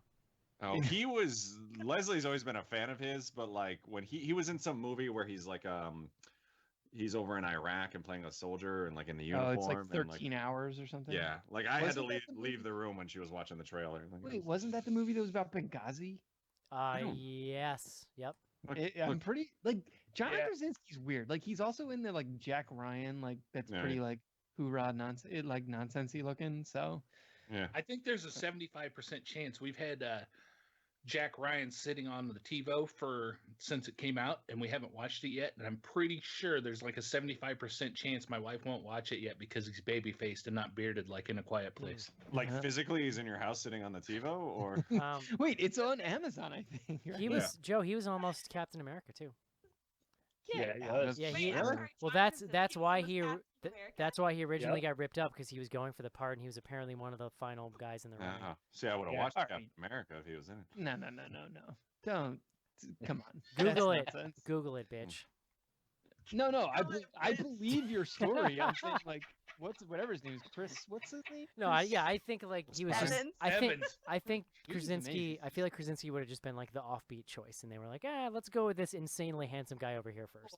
And Chris Evans is like legit jacked. Like John Krasinski, as jacked as he's ever been in his life, is still like. Well, he had to really. No, have you seen him in the Jack Reach Around or whatever the show's called? I don't know. He looks like kind of CrossFit dad to me. I haven't, but yeah, I just don't believe. Fuck you guys, all right? Like some of us have to try, and like it's the best we can do. As you can see, I try hard every Apparently, day. John Krasinski's Joe's spirit animal. So. I have the same feelings about John Krasinski as Cece does about the revenge thing. I can't fault you for that, Joe. Oh Lord! All right, we're in the final two here, guys. There's two Let's- movies. Hey, real They- quick, we got a comment from the Slack, from the Big Show Slack. No, don't read it, 'cause I told those assholes that we're not Yes, reading those comments. nobody's I know reading Mary. That doesn't Mary count. came in late, but Mary's a regular, Okay. and Mary Joe counts. took a fight with her last time. But Mary wasn't scary. Wants to know, is Cece wearing a Creed T-shirt? No, it's a creep show. It's creep show. Hold on. Oh, You can nice. tell Mary that somebody already made that joke in the YouTube chat 15 minutes ago. oh, Christ! All right. best feud of the year, Joe and Mary. No, Mary's the one who tried to spoil My the Soul what's the Take. movie Before I Wake or whatever the fuck we watched for the Spooktacular. Joe, you are off the rails. We got beef. Yeah, I've had a few. Guys, we're so close here. We're so close. We've got two left. Guys, John's we'll trying to move the just show have all of along. one. Right? I think that's a bingo. Yeah, and now we're shutting it down, which means you drink again. I'm actually mostly just upset with my wife because I texted her to say, "Hey, could you bring me another beer?" And she hasn't responded. She So said, Uh, "Fuck here I am. no." here I am, beerless. This is when the Schnars family breaks down. I might just introduce the next movie and then run down and get a beer just for Do the it. record.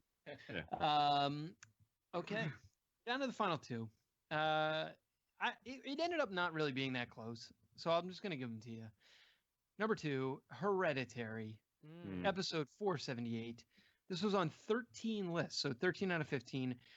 Interestingly, it only came in number 1 on the very final ballot that came in. So there was a point where I was like, wow, the number 2 movie is.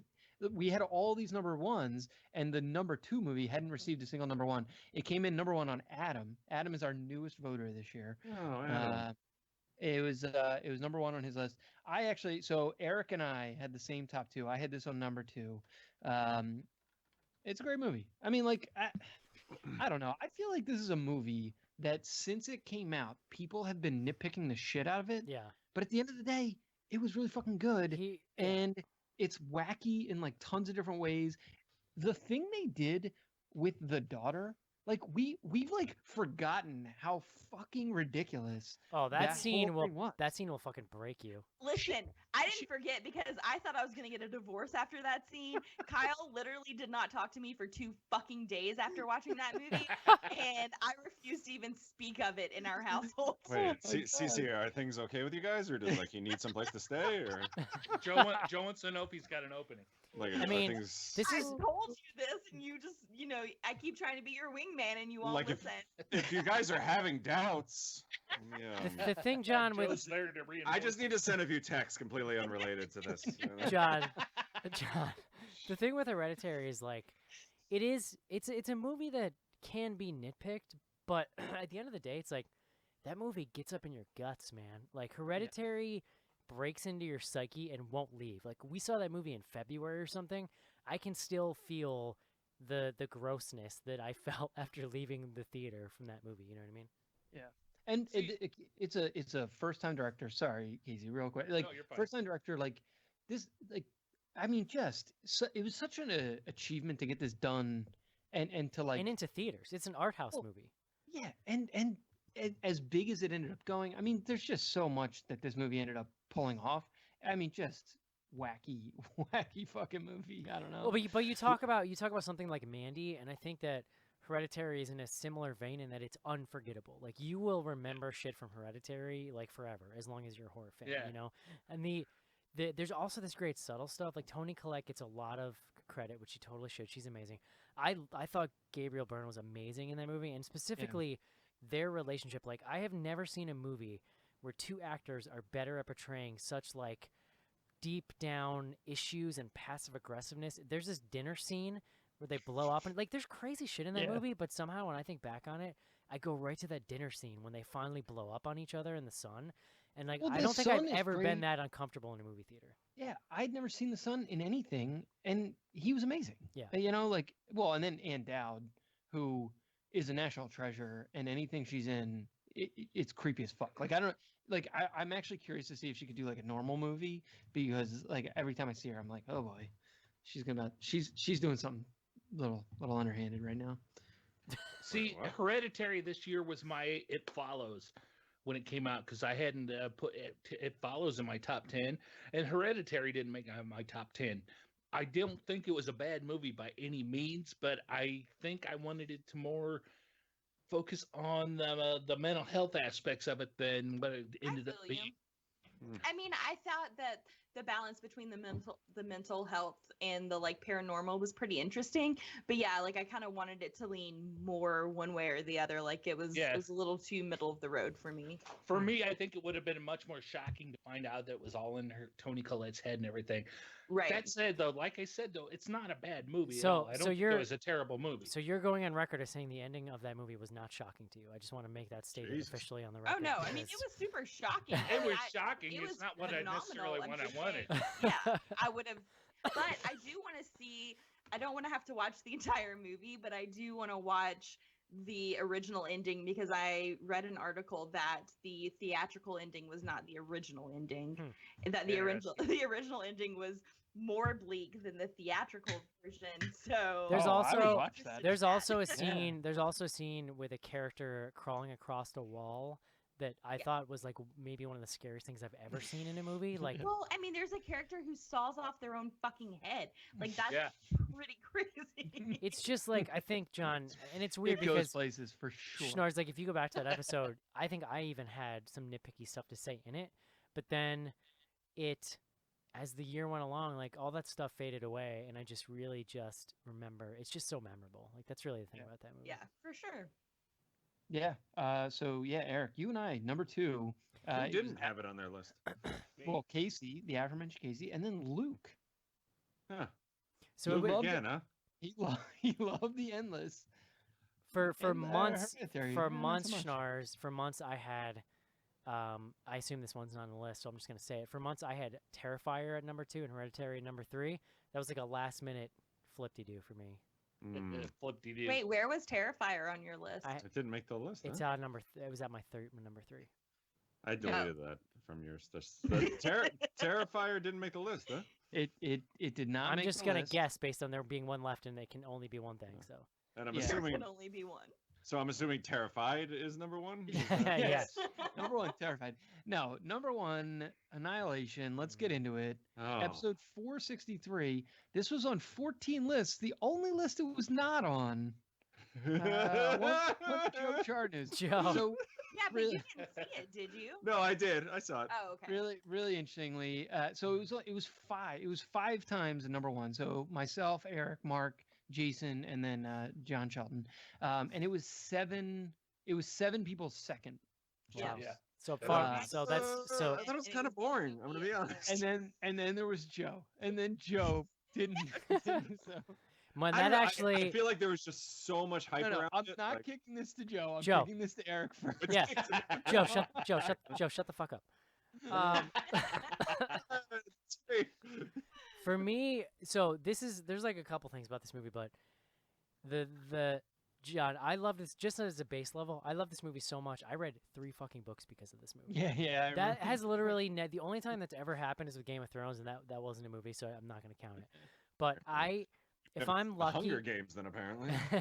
if I'm lucky, like once a year, a movie comes along that I find so fascinating that it actually inspires me creatively, like personally, in my other things, if that makes sense. Like sometimes you just see art where it's just you kind of just find it so arresting that it gives you this creative energy, and that was Annihilation for me. It was this awesome like burst of energy early in the year. I hammered through all 3 of those Southern Reach books.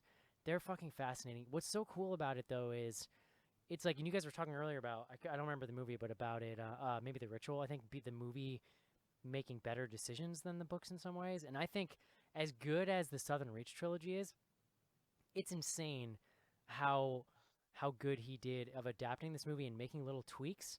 That's what's kind of really neat about it. And I read a thing where he said that he read the book once, put it down, never picked it up. He just had like the broad strokes. He did some really brilliant things, like, you know, in the book, there's multiple points of interest that sort of divide your kind of interest as a reader. But in the movie, it's all about that lighthouse. You know what I mean? Oh yeah. And which is brilliant because it's like a visual thing in the horizon. It's the whole focus of the movie. The whole thing with like the shimmer being visual, like is totally a thing he made up for the movie. Another really brilliant addition. He does round the corners off of the sharp edges off the Natalie Portman character. Like she's a much more relatable. In the book, she's intentionally not relatable, but just as far as the movie goes, it's like it's hallucinogenic. It's like it's really beautiful. I think that it comes along at a really fascinating time because it deals with these. It's like a movie about this alien force, unknowable force that is trying to sort of draw you away from humanity. And in the end, some of these characters decide that that's the best way to go. And like, not to be too on the nose schnars, but like, I feel like in 2018, it's not hard to get there for me. Like, it's not hard to get to a place where I'm like, bro, I just want to go live with the flower people, man. Like, I just think that's the way to go. Natalie Portman's really quick, just like Natalie Portman's fantastic. There's these great genre moments too. Like it's not just all fart smelly sci-fi. Like there's this insane moment with this bear creature. The bear thing. scene, Yeah. It was one of the scariest scenes I've seen in a movie this year, for sure. They totally ripped that off from the Chernobyl Diaries. I'm just gonna say that right now. Yuri, and also like the ending is totally made up whole cloth for the movie, and it is somehow completely esoteric and hallucinatory and not answered any of your questions, and yet I was super satisfied with it because I think it fits with the rest of the movie. So yeah, I didn't see this with y'all, and I didn't see it literally until maybe like, I don't know, 6 or 7 weeks ago. And it was one of those things where I was a little nervous because my expectations were so high. Ex Machina was my number one like a couple years back. I was like super hyped for this guy's next movie, and it came out like, I don't know, it was like right before my daughter was born. Like it was just a mess. And so catching up on it late, I ended up watching it on a computer. I was blown away. Like I ended up being surprised by how good it was. And like, I mean, you hit on a bunch of it, Eric. Like for me, the acting, I thought Jennifer Jason Leigh was amazing. Oh yes. Like, it like just top to bottom, really, really good. The thing I loved, and this is like a super specific thing we've talked about on the show in the past, when you have alien life forms in a movie, and like it's a horror movie or it's a sci-fi like genre thing, they're always like anthropomorphic or they have like they're carbon based, like they have like they're just like physical presences, and the fact that and I've never read the books, like I don't know anything about the books, so it's like for me it was just I came to this as like a thing, and like they explored this idea of an alien invasion essentially that was that I don't know, ephemeral. Not ephemeral is not the right word. It's like not. It's not like aliens coming to Earth to take over Earth, right? It's like it could literally just be a cosmic accident, and that's I was like say would you say it's cosmic? What the movie makes hay out of is this idea that as humans, when we encounter something unknowable, what we try to do is document it and break it down and figure out what it is. And the scariest part of Annihilation is that it might not have any purpose. Like it's almost, I don't want to kind of get too spoilery if people haven't seen it, but like like that's kind of the most existentially horrifying thing of Annihilation is that this could be the end and there could be no reason for it at all. It could just be an accident. This was my number two. This was my number two overall. Yeah. And I discovered these books a couple years before Eric did, and I plowed through them all three of them, one right after the other, right away. And it's been a big like cosmic horror year for me as far as rating and getting into movies and things like that. And this really rung a bell. And the thing that hung up for me the most, though, is the changes they made between the movie and the book. And I spent literally like a week thinking about this movie after watching it and trying to compare it to the books that I read and things like that. And I eventually found an interview with the director, Alex Garland, where he talked about he wasn't planning a franchise or anything when he made this movie. It was kind of a one-shot thing. And once I read that and saw that the director was seeing this as a one-up thing, it's like, oh yes, he nailed it. This is perfect. Yeah, and the later books, I really recommend the book Schnorrs. They're super short. They're easy to blast through. Like the later ones go so crazy that I don't know how you could possibly adapt them. It's like 2001 versus like, you know, it's whatever, just 20. it's just Well, wild. that's I mean, the exactly my second point, one in particular is like probably one of my all-time favorite books now. Like the second one was just pretty mind-blowing for me. That's exactly my point, is when you compare this to the books, the stuff that the director adapted into the movie version that he pulled out of the books really made a perfect package of all three of the books and wrapped it up really nicely. Totally. And like while enhancing things that the books leave even more like ephemeral. Yeah. I mean, I will say it was nice, like, because I graduated from college in 1999, and it was nice to see throwbacks to some of the CGI I did in college in this movie. So I thought, like, I enjoyed that part. Schnorrs, the other thing is that Mark was also like literally watching the night before he submitted his list, and it made his pretty high up on it. So he was another like late watch on this one.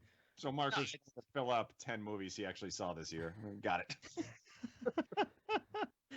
Yeah, I mean, it's I was curious because like I feel like there was some discussion over the last couple of weeks about like whether or not this was a horror movie for some people, and like it's not even a question in my mind. Like this movie is super duper tense. Like even if you remove that bear scene, it's essentially Heart of Darkness or you know Apocalypse Now to a certain extent, like the whole idea of like venturing into the unknown and with like this trying to get to this central location and it things that you're experiencing along the way, yada. Like I don't know, I mean I don't understand like people who are like that's not a horror movie. Like that to me doesn't make a ton of sense. Well, doesn't carry a lot of water.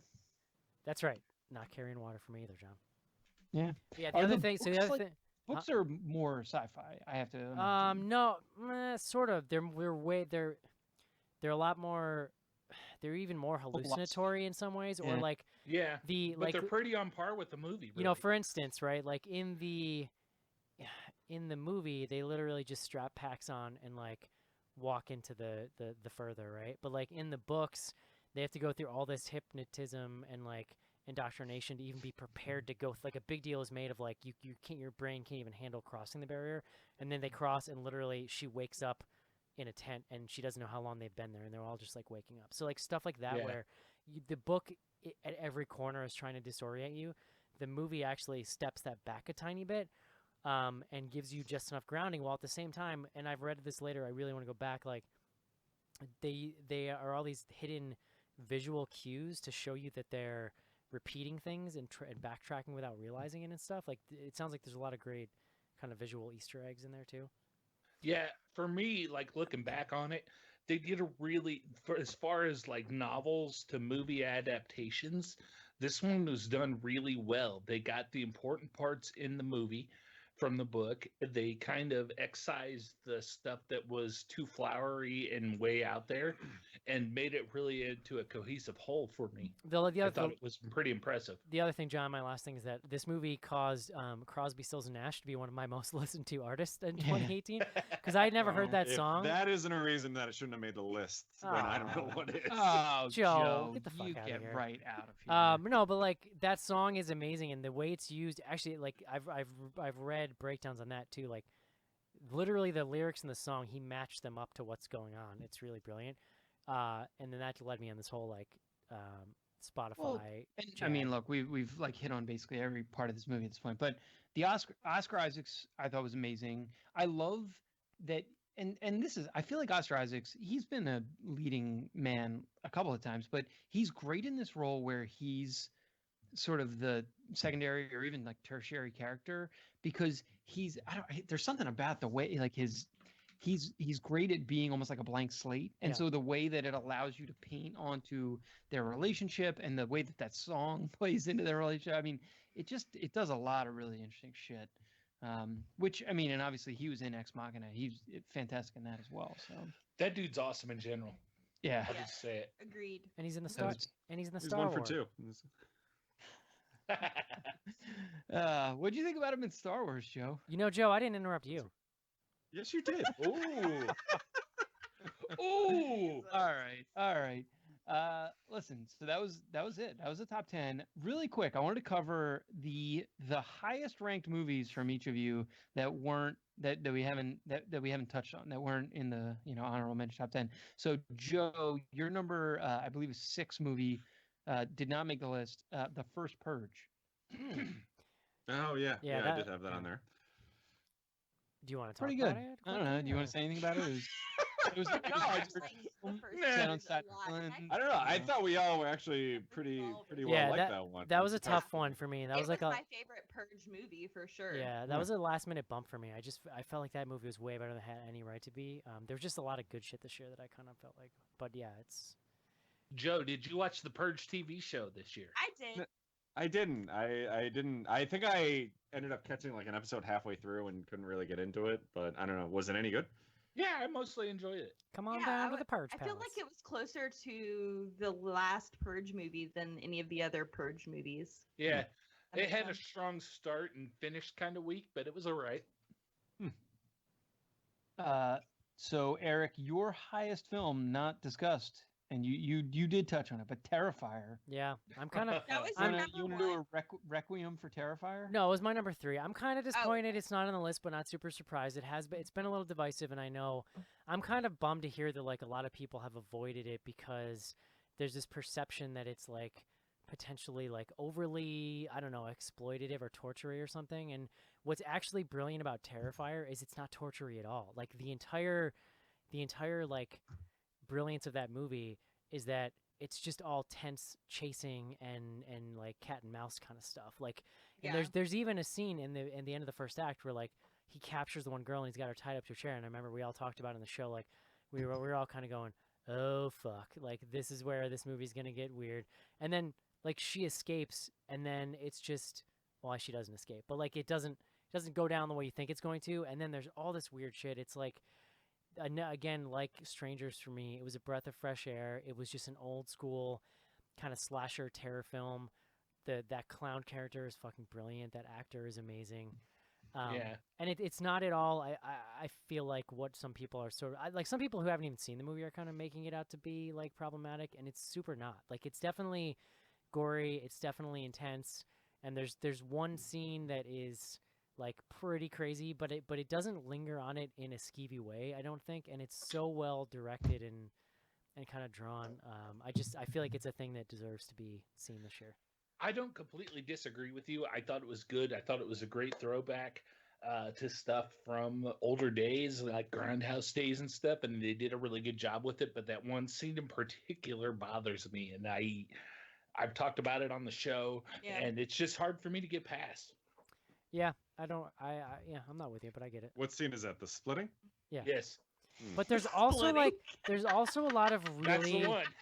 but there's also this other really fascinating like kind of gender role stuff going on with that character, like the way that he's got that like weird creepy mother figure. I don't know. I feel like to write it off based on that one scene is unfortunate for me. Well, that's the funny thing for me. Well, not necessarily funny, but what makes this movie hard to grasp for me, because like the splitting scene that Joe's talking about, I had problems with the mother scene that comes up later, as far as what the Art the Clown wears and everything like that. I didn't necessarily have a problem with. Mother. Yeah, I mean, I would and honestly like in a year, I just like I said, I flipped this and Hereditary back and forth a bunch of times, but Hereditary I think is going to be such a it's that one's going to last, I feel like, and I kind of felt like it needed to be bumped up for that reason. Joe, or we covered Casey. Yeah. We covered, your highest that didn't make the top 10 was Unsane, which we touched on in the honorable mentions. Terrified. I should give a quick shout. Terrified was on 5 lists, but was basically like at the bottom of everyone's list. So I have literally been waiting to throw that in Eric's face since he talked about the strangers making the list. No, sir, I don't like it. Yeah. No, that was another one for me. That was like it was like my number 11 or 12. You know, I actually Yeah. ended up really liking that movie a lot, but That Yeah, was it was the probably movie 11 that or turned 12 Eric for to me, a too. Trump supporter. I need to go back and watch it with the dubs on. Maybe it'll be better. No, it's not. the only other one we should touch on, well, so for me, the one that was the highest on my list that didn't make it was Hold the Dark. It was only on like 3 people's lists. I love that movie. I don't know. I have like a very soft spot for it, and It's all right. That was in the middle of our depressing Netflix phase, and I kind of was like a little bummed out by all that stuff. Oh so. yeah, yeah. Like I'm not surprised that it didn't make the final top 10. And it's not Really? perfect. Like I don't, but it was yeah. I CC felt like it made a lot of people's lists. I thought it was gonna sneak in there. No, it ended up only Hold the Dark only ended up being on 3. So Are we still talking about Terrified though? I didn't realize we. no, Hold the Dark, Joe. Oh yeah, I didn't. The wolf Pay movie. attention, Joe. Yeah. And then finally, CC, you had Suspiria. So 4 people had Suspiria. I suspect there were only 4 or 5 people that saw Suspiria. So, but you had it up there. Yeah, I mean, I feel like I was obligated to put Suspiria on the list because it was a witch movie. Witchiness. And yeah, there's some witchiness. And the Black Mass moment in Suspiria was fucking phenomenal. Like, it was so good. And Tilda Swinton, I don't know what. Swinton. Yes, thank you. Yes. She plays multiple characters in this movie and is just phenomenal. So, I appreciate that they took I don't know, kind of like a new direction in its remake rather than just trying to like make a contemporary Suspiria. So yeah, that's why it made my list. I wouldn't say that it's like as visually appealing as the original, but it was enough that I liked it. It's so hard to compare something to like an Argento Oh, Giallo, for sure. you know, from what was it, it's 72? yeah. Like I mean, It's will not I say nearly that as hard as plot it is is being the better? baby, Joan. For sure. Oh, But baby. I mean, visually, I don't know. It was neat. I thought it deserved to at least be on the list. I think that one probably got hurt by some of us not being able to see it too. I mean, most Yeah, of for us. sure. Yeah, it's on the list I for early really want to see 2019. it. So. Yeah. We did. I mean, we made every effort to see it, but we just couldn't get our hands on it. We really should, like Eric was joking around the chat, but we really should, like for the 2019, like do like a short top 3 or something of the 2018 movies we didn't see. Well, this because year. the next 3 months are literally just gonna be us catching up with shit. So. Yeah. Here, do you want me? I'll give you the 2017 list. You guys can tell me if there's anything you want to move up or down. You want that?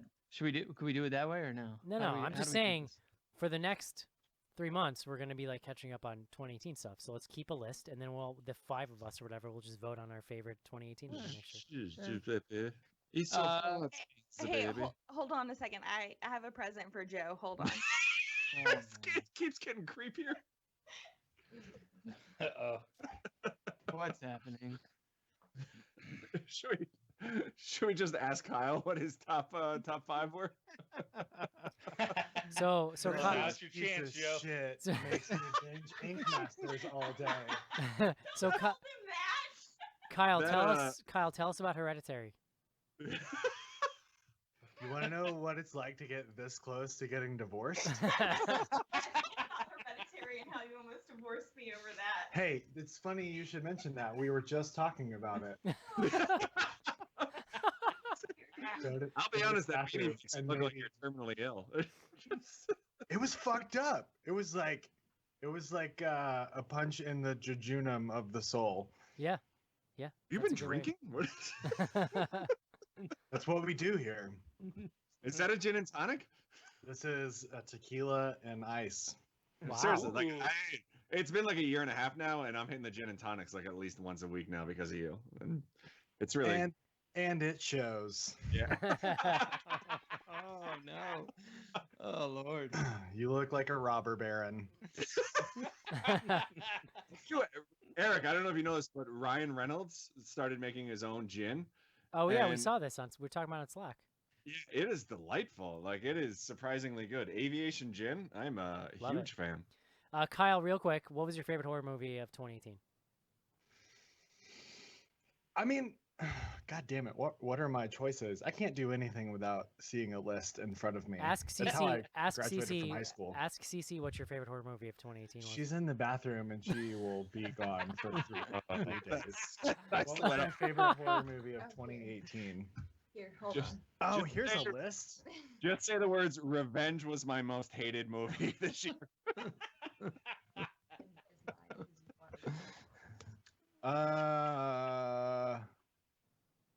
Oh, Mandy came out this year. Fucking Mandy. All right. Nice. Nice. Yo. All right. Not even a close second. Oh, you came and you left. I didn't see A Quiet Place. I need to.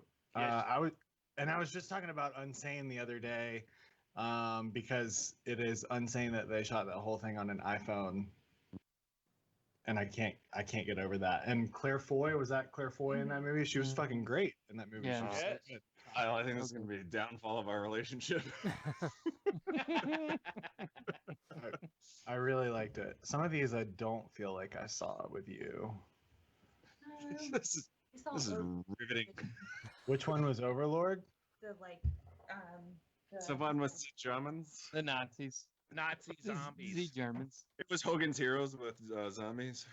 Oh no, I fucked with that one heavy because we saw that in IMAX, and the first scene was like way juiced up. Saving Private Ryan, Yeah. Normandy Beach, like Mhm. that shit was excellent. So I would say either Mandy or Overlord, actually. Very nice. Fantastic. All right, Snarks. Okay, can I let the person that looks better in the frame get back in the frame? Sure. Yeah, let's do this. Certainly. Let's, Tell Joe you love I him. don't. I I'll do leave my look- comment. I can't say it directly to him. Oh, okay. Then I'm glad you Not, can we tell don't me. have that kind of relationship. I'm already here, Kyle. I did tell him he looked like a robber baron. Is that good? It's his gin and tonic treatment, and then he okay. said Ryan Reynolds makes a gin. Apparently, Yes. You haven't tried it yet? I feel like I'm doing a commentary of the podcast as it's To happening. me. One of those goddamn annoying YouTube people. All right. Anyway, Happy New Year, you fucks. I'll see you in Bye. 2019. All right, talk to you later, buddy. Joe, can I tell you, it makes me really uncomfortable the way you act when he's around. It makes you really uncomfortable. What? The way Joe Look, acts. asshole. I have to listen to you every fucking week talk about John, okay? This is like the 3 minutes I get a year. Oh, this is your John? Okay, never mind. That makes sense to me. I get it. Carry on. all right. Schnars, all right. get us back on the rails here. So we've got patrons, and they Whoa. voted on their top film. Yeah, so this is a Hey, patrons. this is a new thing this year, John. We decided patron's choice was going to be included in the year ender. So we kicked them the top 20 films based on our vote, and we said just go to town, and we did them alphabetically, so they didn't know what was what. And here's where they landed. Maybe you guys saw this. Number 3, and they only got to vote for one, so it's a little different than our list, but in terms of just raw vote count, Annihilation was their number 3 film. Ooh. Halloween, number 2. Ooh. Hereditary, number 1, and it was not close. Hereditary It was at a like 45%. landslide, right? Like it wasn't. Yeah. Yeah. It had about 45% of the vote. So, yeah, Hereditary. They agree with us, sort of. Bloody Good Horror Kinda. patrons, Just not in the same order. number 1. Because, John, at Bloody Good Horror, your voice matters. Yes. Yeah. As long as you pay us. The voice Exactly. of the fans. Yeah, so that's it. 2018. How do you Love guys it. feel? It Yeah, feels good. like a Wrong. pretty good year in horror. Like there was there's a couple worrying trends for me for 2019, John, but I feel like all in all we're getting more horror than ever, and that's got to be a good thing, right? Yeah, I mean, we hit on a bunch of stuff, a bunch of trends, I feel like, throughout the year. I mean, obviously, like the streaming thing is just, we talked about it last year. We've been talking about it consistently as we cover some of this stuff, but it's the access that we have to films that previously would have been like, only going to festivals, maybe getting, a small theatrical, and then you wouldn't have been able to find them. Those are movies now that are like getting decent promotion on Netflix.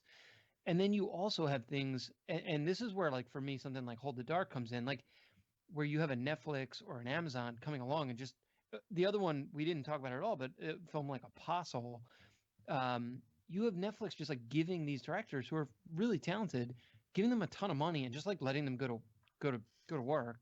Yeah. And some of that, like, and we talked about it during the shows, but some of it not always working out. Like they need moderating voices, or like there's value in a production company like sort of helping shape a movie sometimes, versus like a Netflix or Amazon like letting them have their way. Even Suspiria potentially. I haven't seen it yet, but so yeah, there's a lot of stuff there that it's going to be really interesting to see as this, because I think it's only going to continue. I think we're only going to see more things go that way over the next couple of years. Well, case in point for the point you're making there, though, Netflix just released this week, like right before Christmas, Bird Box with Sandra Bullock, and there's been a lot of buzz about it online. Yeah, obviously no one voted for it because it came out after. It came out too late. We told them the voting was over. Yeah. Yeah.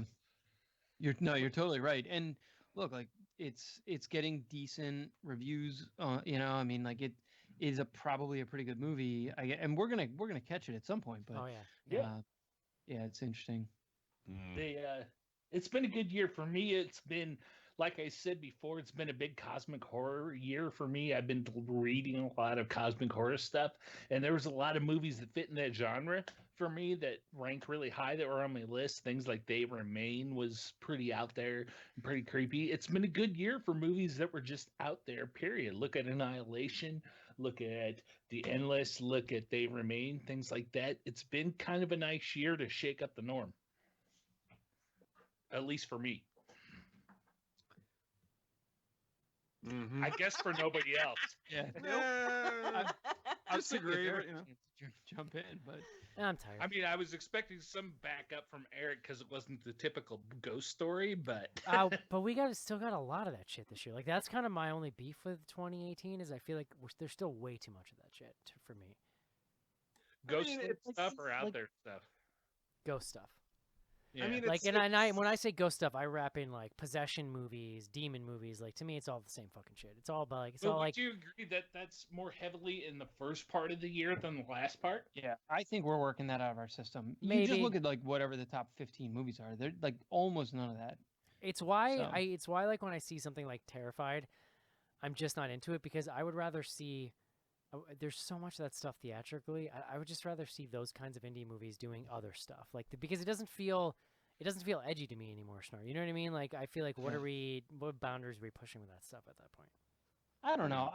I thought Terrified. It's not that it pushed boundaries, but it told the story in a different way. I think the other one that made a couple of top 10 lists was Pyewacket. That that was on mine.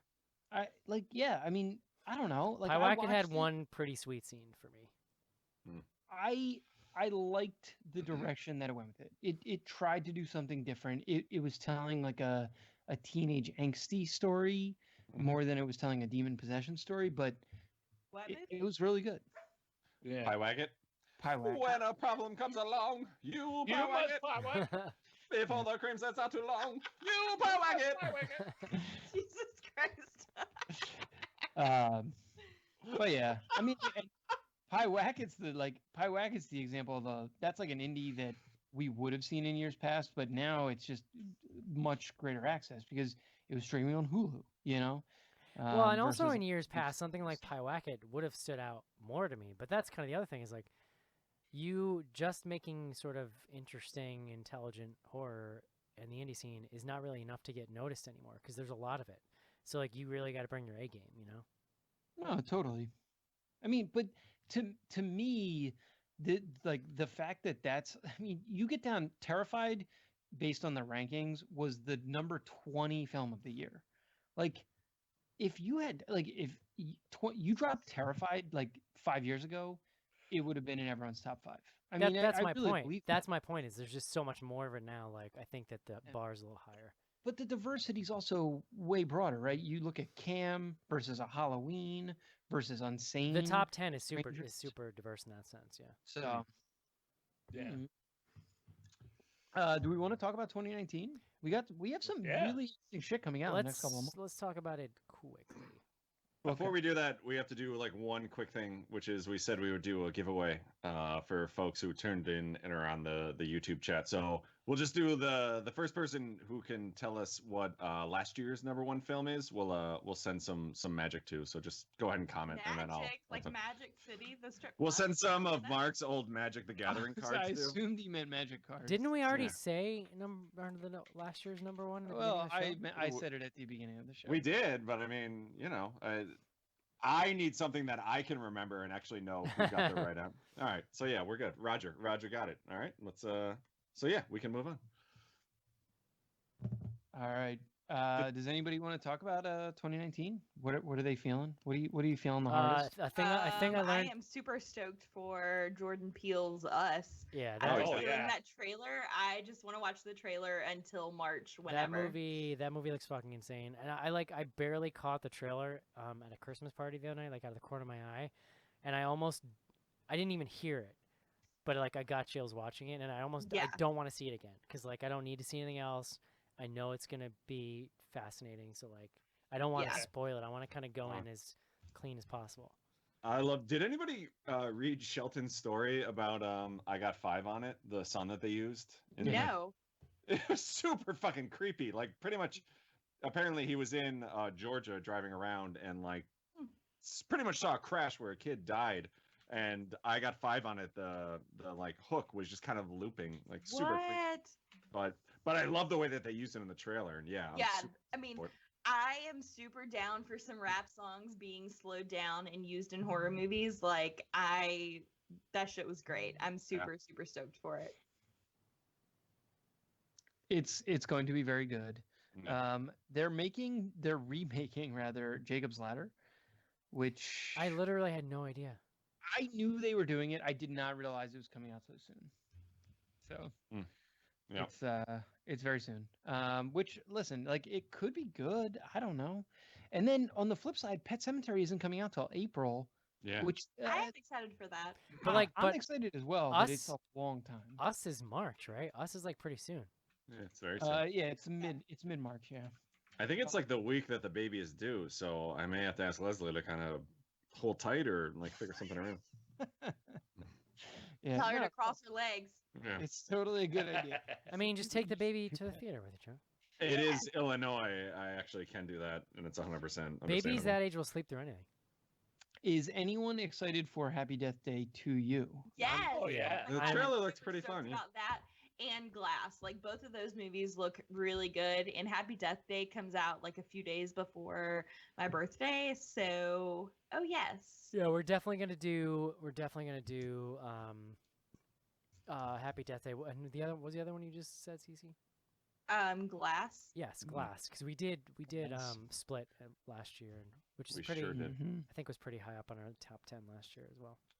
I'm very excited, and it's limited, but Lords of Chaos finally has like an actual release. Yes. Um, And also in February, there's so many great movies for my birthday.